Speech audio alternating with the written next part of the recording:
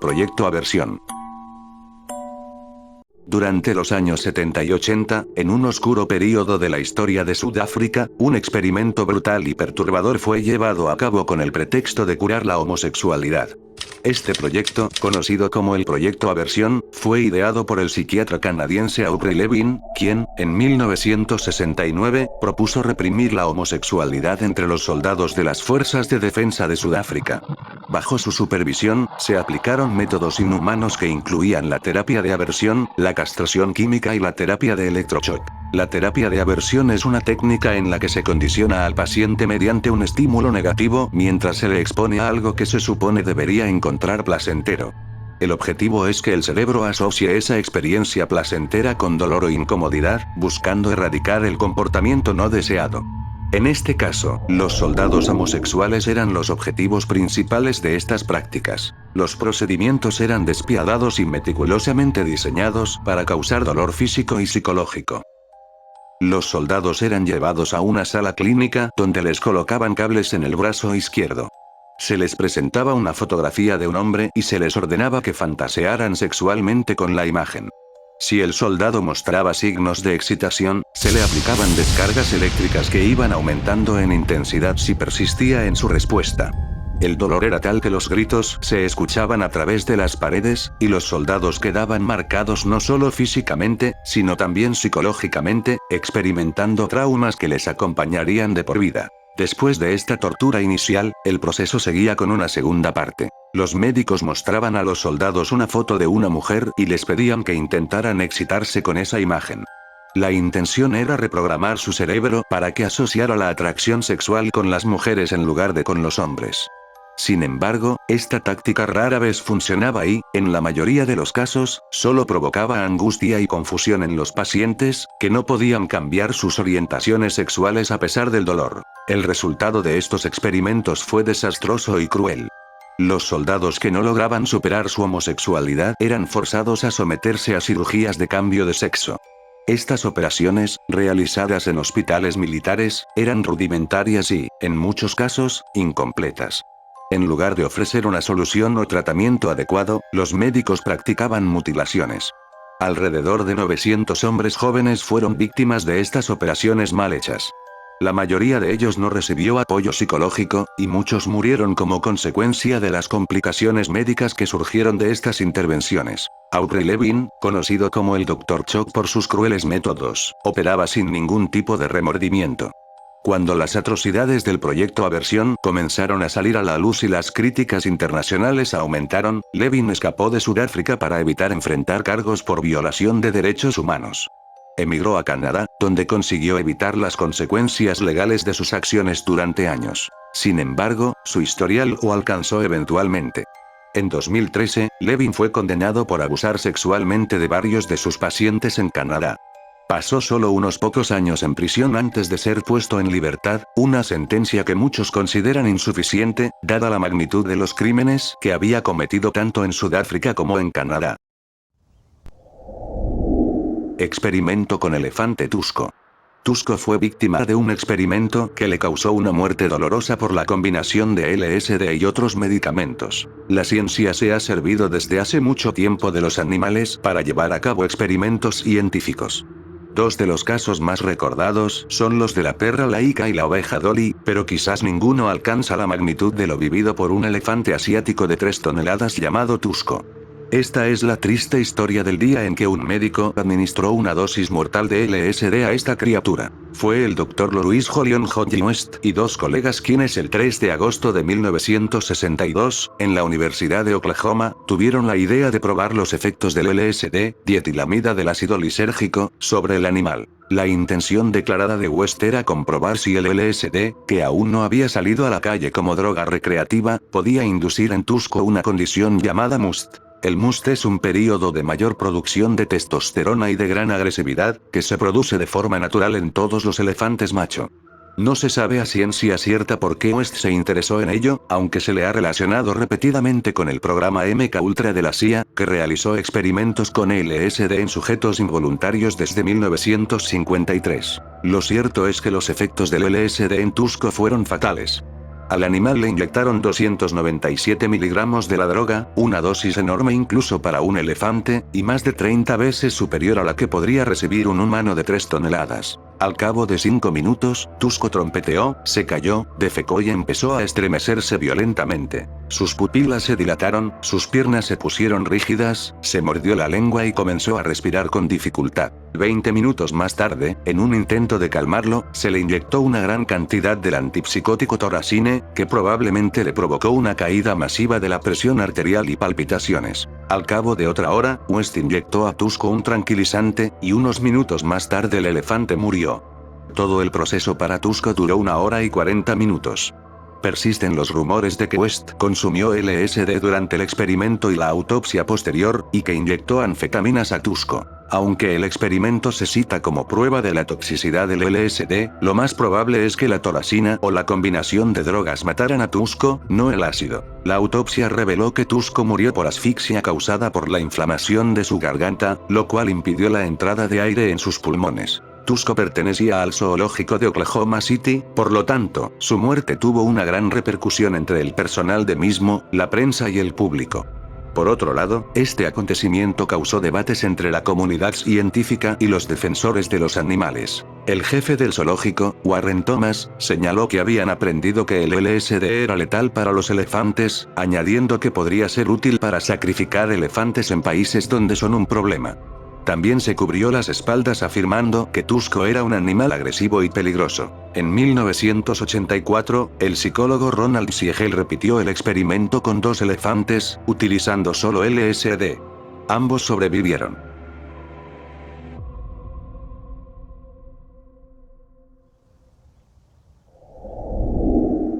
Shiroishi. El Escuadrón 731, una unidad secreta del ejército japonés que llevó a cabo experimentos con seres humanos en China bajo el mando del Dr. Shiroishi. Aunque los crímenes de guerra de los nazis son los más conocidos, lo que hicieron en esta unidad demuestra que el horror no fue exclusivo de Europa. Shiroishi, el cerebro detrás de este proyecto, quería llevar la guerra biológica a otro nivel.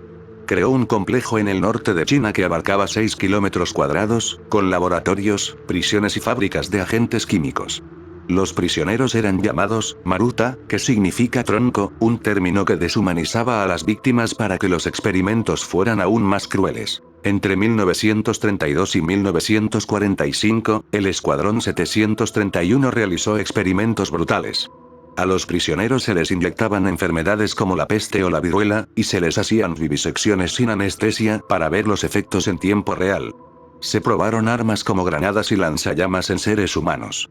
Incluso usaron prisioneros como blancos para bombas de gérmenes y armas químicas. Las cifras son escalofriantes. Entre 3.000 y 12.000 personas murieron en estos experimentos, y no solo en el Escuadrón 731, sino también en otras unidades satélite esparcidas por China.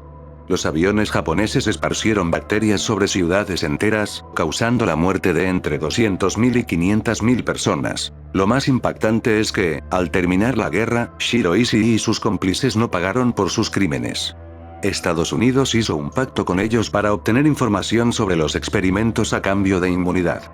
A diferencia de los juicios de Nuremberg, en los juicios de Tokio se omitieron muchos detalles, y la justicia para las víctimas se quedó en el olvido. No fue sino hasta los años 80 cuando sobrevivientes y testigos empezaron a hablar públicamente, revelando la verdad sobre el Escuadrón 731. Japón reconoció oficialmente los crímenes en 2005, pero la herida sigue abierta, especialmente en China, donde muchos aún exigen una reparación.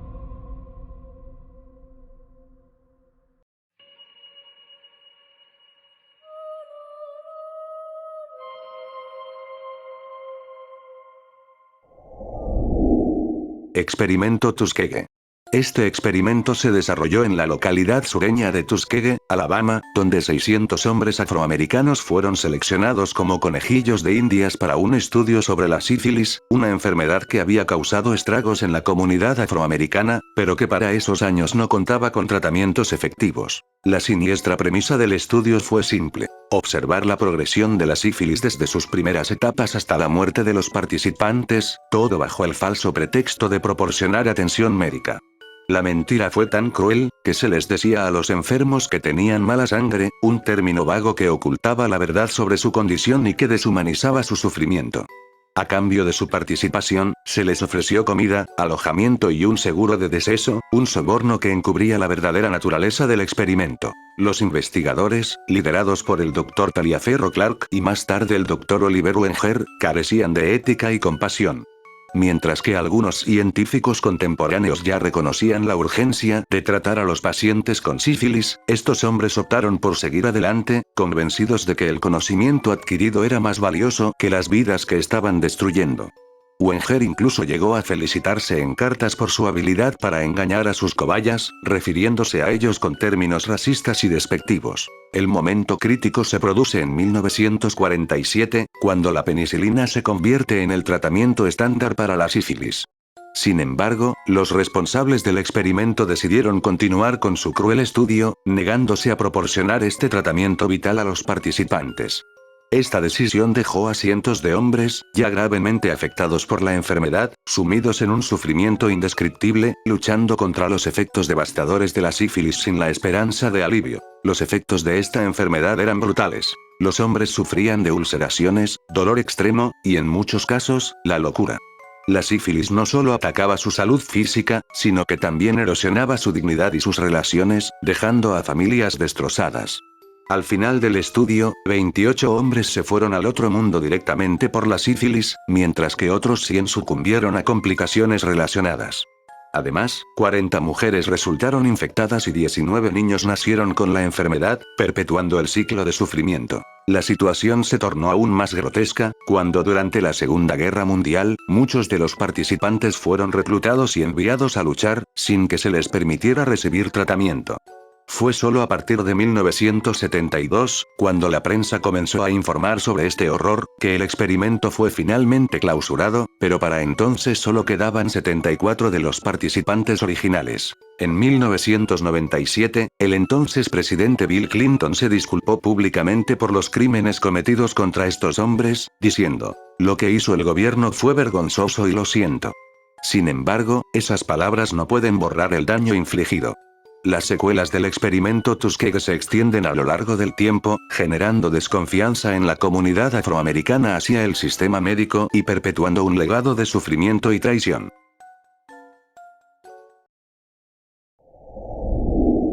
Proyecto MK Ultra. En la década de 1950, en plena Guerra Fría, Estados Unidos vivía una paranoia desenfrenada. El miedo a que la Unión Soviética y China hubieran desarrollado técnicas avanzadas de control mental llevó a la CIA a lanzar un programa ultrasecreto conocido como MK Ultra. Lo que comenzó como un intento de proteger a su nación, se transformó en uno de los capítulos más oscuros de la historia moderna de Estados Unidos, uno que dejó un legado de dolor y trauma en cientos de víctimas que, sin saberlo, fueron utilizadas como conejillos de indias en experimentos aterradores. Todo comenzó cuando prisioneros de guerra liberados en Corea regresaron a Estados Unidos mostrando comportamientos y opiniones que parecían haber sido manipulados. Aterrorizada por la posibilidad de que los soviéticos hubieran desarrollado técnicas de control mental, la CIA decidió actuar. Destinó $25 millones para experimentos psiquiátricos que se realizarían en seres humanos, muchas veces sin su conocimiento o consentimiento. El modus operandi de la CIA. Para evitar levantar sospechas, la CIA utilizó organizaciones fachada que les permitieron colaborar con más de 80 instituciones y científicos, en el Reino Unido y Canadá. Según el autor e historiador Tom O'Neill, fue el programa más secreto jamás conducido en territorio estadounidense. El objetivo era claro: descubrir cómo manipular la mente humana y controlar a sus enemigos, debilitándolos o, incluso, implantando ideas sin que ellos lo supieran. Uno de los experimentos más siniestros fue la Operación Midnight Climax, en la que la CIA estableció casas de seguridad. Allí, trabajadoras sexuales contratadas llevaban a hombres que, sin saberlo, eran drogados con LSD. Los científicos de la CIA los observaban detrás de espejos bidireccionales, estudiando sus reacciones. Estos hombres, al igual que muchas otras víctimas del programa, nunca supieron que formaron parte de un experimento. Las pruebas con LSD no solo se limitaban a estas casas de seguridad. En fiestas psicodélicas llamadas pruebas de ácido, se observaba cómo los efectos de la droga afectaban a los sujetos en un ambiente social. Estos eventos jugaron un papel crucial en el surgimiento de la cultura hippie y psicodélica de la época. Sin embargo, los experimentos más devastadores ocurrieron en Montreal, Canadá, en el Allan Memorial Institute, bajo la dirección del psiquiatra Donald Ewen Cameron. El hospital, conocido simplemente como el Allan, se convirtió en el epicentro de brutales tratamientos. Cameron, reconocido como un eminente psiquiatra, utilizó terapias de electrochoque de alta intensidad y largas sesiones de coma inducido con drogas para desestructurar las mentes de sus pacientes, reduciéndolos a un estado casi vegetal. Los pacientes llegaban al instituto con problemas menores como ansiedad o depresión posparto y salían como sombras de lo que fueron. Un ejemplo es el caso de Lou Weinstein, quien llegó al hospital con ataques de pánico. Tras recibir 54 tratamientos de electrochoque y ser inducido a un coma químico durante semanas, Lou perdió completamente su identidad y su vida fue destruida. Su hijo, Harvey Weinstein, quien posteriormente se convertiría en psiquiatra, vio cómo su padre se transformó en un ser irreconocible. Lana Ponting fue internada en el Allan con solo 16 años por problemas con sus padres. Cuando su familia la recogió, parecía un zombie, incapaz de reconocer a sus propios seres queridos. Esther Schreier, ingresada mientras estaba embarazada por miedo a perder a su bebé, salió sin saber cómo cuidar a su recién nacido, dependiente de instrucciones básicas de una niñera para poder atender a su hijo. Cameron creía que la mente humana podía ser reprogramada, borrando recuerdos y reconstruyendo la psique desde cero. Para ello, sometía a sus pacientes a tratamientos de electrochoque intensivos y megadosis de LSD. Además, empleaba la conducción psíquica, obligando a los pacientes a escuchar mensajes repetitivos durante horas, con instrucciones o afirmaciones negativas, mientras estaban bajo el efecto de drogas o en un estado de coma. La privación sensorial también fue parte de sus métodos. Los pacientes eran aislados en celdas sin luz ni sonido, con las manos cubiertas para que no pudieran sentir nada. Algunos fueron mantenidos en este estado durante meses, perdiendo completamente el sentido de la realidad. El programa fue reduciéndose en 1964, pero no fue hasta 1973 cuando se eliminó finalmente, justo antes de que la CIA ordenara destruir cualquier evidencia. Sin embargo, gracias al periodista John Marks, que publicó el libro En busca del candidato de Manchuria, se descubrió la magnitud de los abusos cometidos. Las audiencias en el Congreso en los años 70 expusieron las actividades de la CIA, que admitió la existencia del programa, pero fingió ignorancia sobre sus consecuencias. Décadas después, muchos sobrevivientes todavía buscan justicia. Lana Ponting, quien aún toma medicamentos por el trauma sufrido a los 16 años, y Linda McDonald, quien perdió toda memoria de su vida antes de su internamiento, exigen que las instituciones responsables se hagan cargo de sus acciones. Aunque la CIA se ha disculpado públicamente, ninguna compensación formal ha sido otorgada a las víctimas. El programa MKUltra dejó una huella imborrable en sus víctimas, muchas de las cuales sufrieron en silencio hasta el final de sus días. Aunque los documentos liberados nos han dado una idea del horror vivido, aún hay aspectos de este programa que permanecen en las sombras, un recordatorio del oscuro pasado que las agencias gubernamentales intentaron borrar. Experimentos de Joseph Mengele. Joseph Mengele, conocido como el Ángel de la Muerte. Médico nazi en Auschwitz, Mengele llevó a cabo experimentos inhumanos que no solo desafiaron la ética médica, sino que también dejaron un legado de sufrimiento. Desde su llegada a Auschwitz, Mengele se convirtió en el encargado de la selección de prisioneros. Al desembarcar los transportes de judíos y romaníes, él decidía quién viviría y quién moriría. Las víctimas eran sometidas a una evaluación cruel, donde aquellos que no cumplían con los estándares de salud o fuerza eran enviados directamente a las cámaras de gas. Mengele no solo participaba en estas selecciones. A menudo se deleitaba en observar el miedo y la desesperación en los ojos de sus víctimas. Mengele tenía una obsesión particular con los gemelos, a quienes consideraba sujetos ideales para sus investigaciones. En su afán por estudiar las diferencias genéticas, Mengele reclutó a cientos de gemelos, sometiéndolos a procedimientos brutales. Los experimentos incluían desde cirugías innecesarias sin anestesia hasta la inseminación forzada de prisioneras, donde si solo uno de los gemelos sobrevivía, el otro era mandado al otro mundo para facilitar autopsias. El testimonio de Jonna Lax, una sobreviviente, revela la atrocidad. Si uno de los gemelos enfermaba y moría, el otro era inmediatamente mandado al otro mundo. Los métodos de esterilización masiva fueron otro aspecto de su investigación. Mengele realizaba pruebas brutales para encontrar formas de esterilizar a prisioneros, aplicando procedimientos quirúrgicos sin ningún tipo de consideración por el dolor o la vida de sus víctimas. Los prisioneros eran sometidos a heridas deliberadas para estudiar la curación y el impacto de las infecciones. El sadismo de Mengele alcanzaba niveles inimaginables, donde la vida humana se convertía en un mero objeto de estudio. Mengele también centró su atención en personas con anomalías congénitas, como los enanos y aquellos con heterocromía. Sus víctimas eran sometidas a torturas físicas extremas, como la exposición a radiación y punciones lumbares, todo con el fin de demostrar su ideología sobre la raza superior. Las personas que no cumplían con sus criterios eran mandadas al otro mundo después de ser estudiadas. Joseph Mengele representa el extremo de la brutalidad humana, una sombra que se cierne sobre la historia.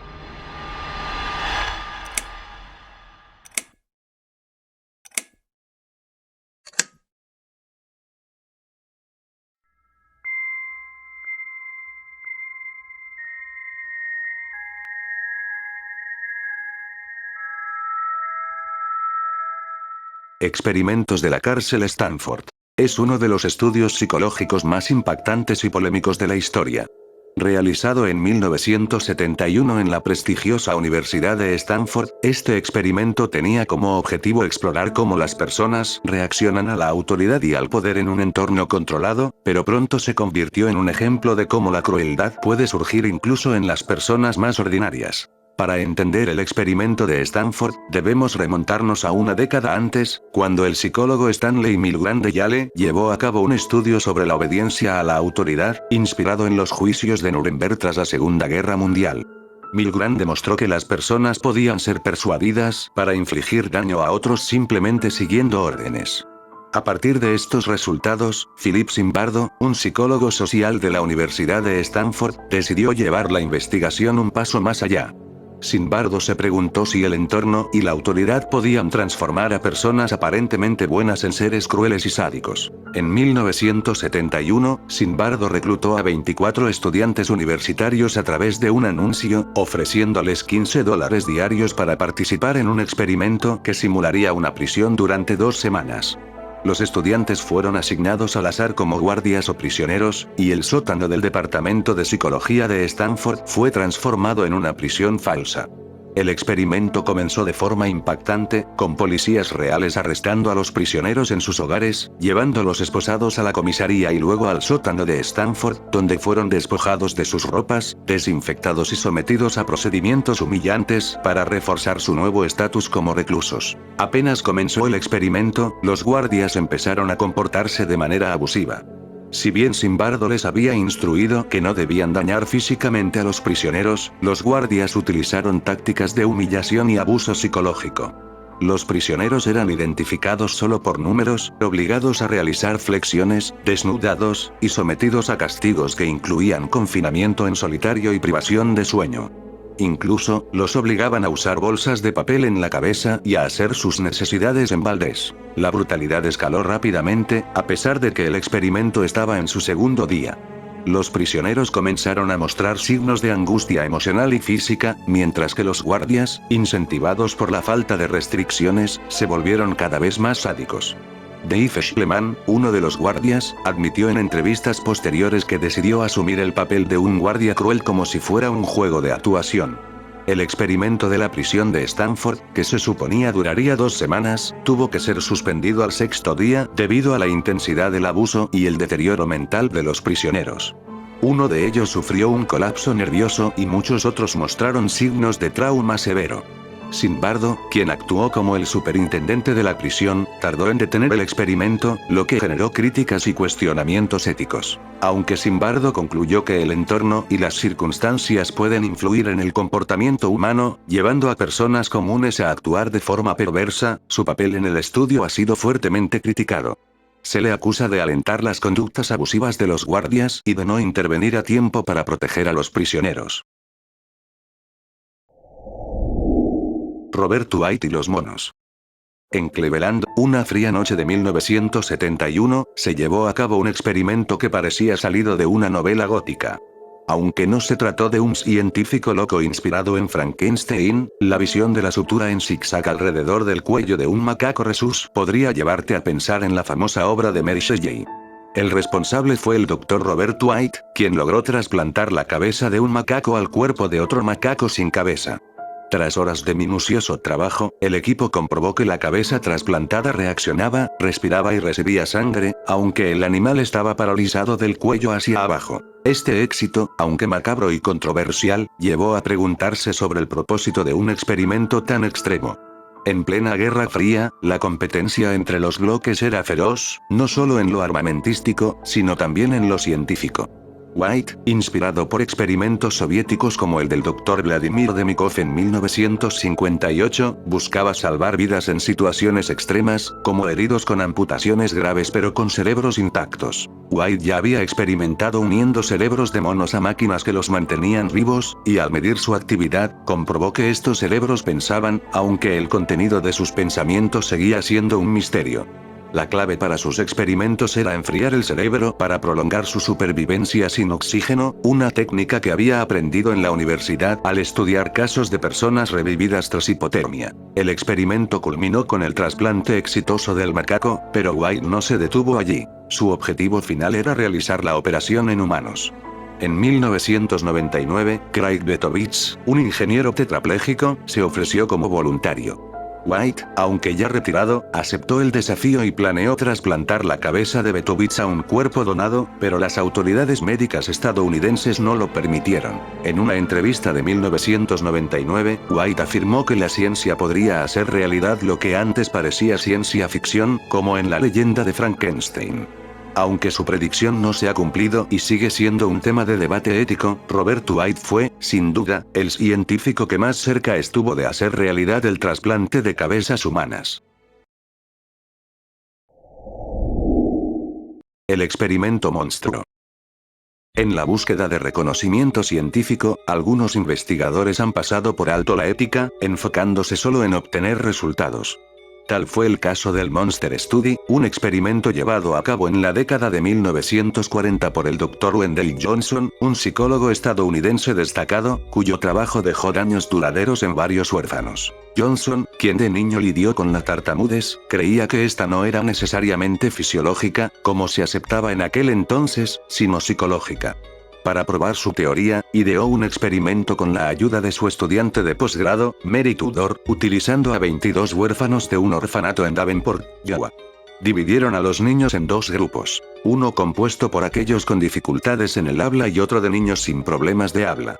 El experimento tenía como objetivo observar los efectos del refuerzo negativo en el desarrollo del habla de estos niños. En el primer grupo, formado por niños que ya mostraban signos de tartamudez, Johnson y Tudor proporcionaron refuerzo positivo, elogiando sus esfuerzos y progreso en la terapia del habla. En cambio, al segundo grupo, compuesto por niños sin problemas de habla, se les sometió a críticas constantes y refuerzos negativos. Los investigadores les decían repetidamente a estos niños que tenían problemas de habla, aunque en realidad no los tenían. Los resultados fueron trágicos. Los niños del segundo grupo, que inicialmente tenían un habla normal, comenzaron a mostrar signos de dificultades en el habla a medida que avanzaba el experimento.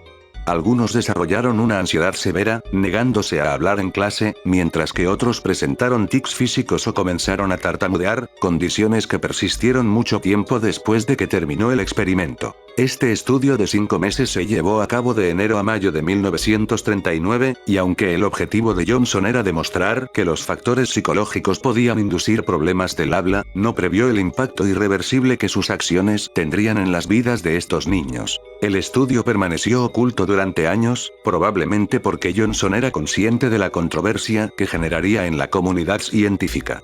Permaneció sin revisar y enterrado hasta el año 2001, cuando el periodista Jim Dyer del Mercury News expuso la historia. Esta revelación llevó a algunos de los participantes, ya adultos, a demandar a la Universidad de Iowa, lo que resultó en una compensación de más de $1 millón por los daños que sufrieron de niños. A pesar de sus contribuciones al campo de la patología del habla, el legado de Johnson está marcado por este cruel experimento, un capítulo oscuro de la psicología que sirve como recordatorio de las posibles consecuencias de ignorar los límites éticos en la investigación científica.